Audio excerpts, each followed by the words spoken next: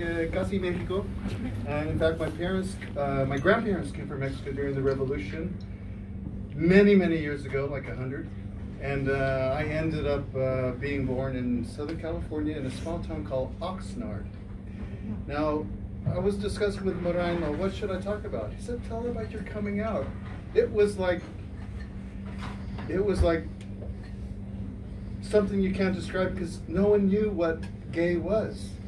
I mean, I came up, I was brought up in a time before Stonewall, before Harvey Milk was supervisor in San Francisco, before AIDS. So how should I know about being gay? I mean, people talked about, well, some women do it with each other. You know, now we have LGBTQIA plus TA.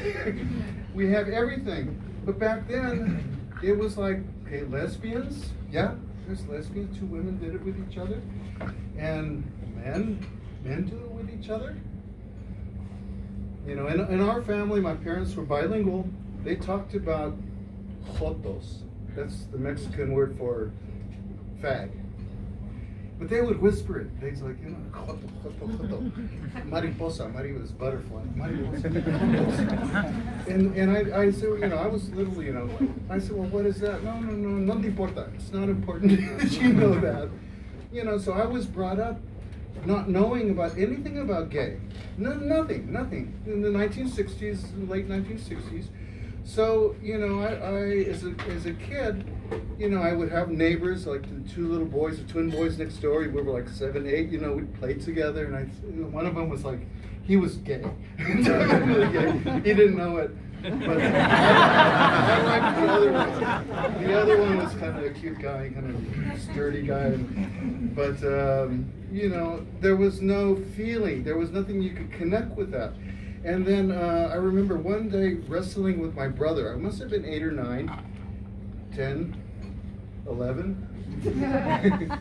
Well, anyway, wrestling with my brother, and I got a stiff one. And I thought, ooh, brother, stiff one, that's not going to work. I quickly discovered masturbation. That was my outlet, you know, to figure out, well, what's going on. And no one talked about sex education. I went to Catholic school. You think they're going to talk about sex education? Catholic school? No way. So after Catholic school, not knowing anything about gays, hearing people whisper, joto, joto, joto. You know, I knew nothing until I got to high school. Got to high school, it's all like everyone's saying, well, who are you going to date? My parents was like, do you have a girlfriend yet? I'm like, no. I ended up hanging around with the nerdy girls. They would take me on they called them backwards dances, where the girl asked the guy to go out to a dance. And I made sure it was one of the nerdy girls. Those were mostly my friends. And they took me out to the dances. Then my mother would say, oh, well, do you have a girlfriend yet? My aunt would say, well, do you have a girlfriend yet? I said, no, but I'm talking to Melissa a lot and I'm talking to Cynthia a lot. Didn't know what to do, you know, with this information. So went through the high school years, nothing interesting. Well, there were two things that happened. Well, a couple of things. I dated a girl. I must have been 14, 15. And this is actually a really hard story to tell for me because, you know, she asked me out. She said, take me to the movies, really take me. She was like 1 year younger than I was. So we went to the movies and she said, let's sit in the back seat. And you know, the back row. And I said, okay. We sat down and she immediately just came like this at me, French kissed me. She was like taking my hand and doing all kinds of, and I'm like, what's going on? Let me go get some coffee. You know, I come back and she did the same. And then, oh no, I gotta go to the bathroom. And you know, it was the whole evening like this. And I said, her name was Rita. I said, Rita, why are you like this? She's younger than me. You know, I should be the one telling her what to do. You know, but at the end of the day, I mean, this is something I really have never shared with anyone because I'm embarrassed, actually, that I didn't share it earlier.